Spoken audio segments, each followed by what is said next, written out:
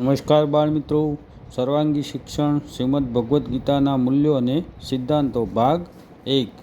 ધર્મક્ષેત્રે કુરુક્ષેત્રે. શ્રીમદ ભગવદ્ ગીતામાં કહેવાયું છે કે ધર્મક્ષેત્રે કુરુક્ષેત્રે સમવેતા યુત્સવ મામકા પાંડવા સૈવ કિમ કુર્વત સંજય. હે સંજય, ધર્મભૂમિ કુરુક્ષેત્રમાં એકઠા થયેલા યુદ્ધ કરવાની ઈચ્છાવાળા મારા અને પાંડુના પુત્રોએ શું કર્યું?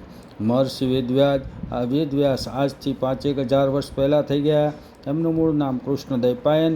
તેમણે વેદોનો વિસ્તાર કર્યો, તેથી તેમનું નામ વેદવ્યાસ પડ્યું. મહર્ષિ વેદવ્યાસની આ સ્તુતિ વધુ પ્રચલિત છે.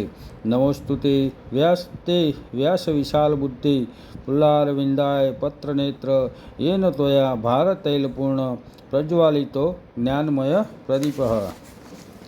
વેદવ્યાસ કરેલું સર્જન વિશાળ છે અને વળી સમાજને નીતિના માર્ગ તરફ દોરનારું પણ છે. મહર્ષિ વેદવ્યાસે બ્રહ્મસૂત્ર, 18 પુરાણ અને મહાભારતની રચના કરી છે.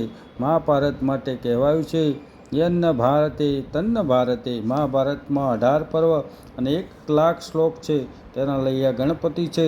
આ મહાભારતના ભીષ્મ પર્વમાંના 18 અધ્યાય અને તેના 700 શ્લોકો એ જ શ્રીમદ ભગવદ્ ગીતા. મિત્રો, ભગવદ્ ગીતા એ જીવન જીવવાની પ્રેરણા આપે છે.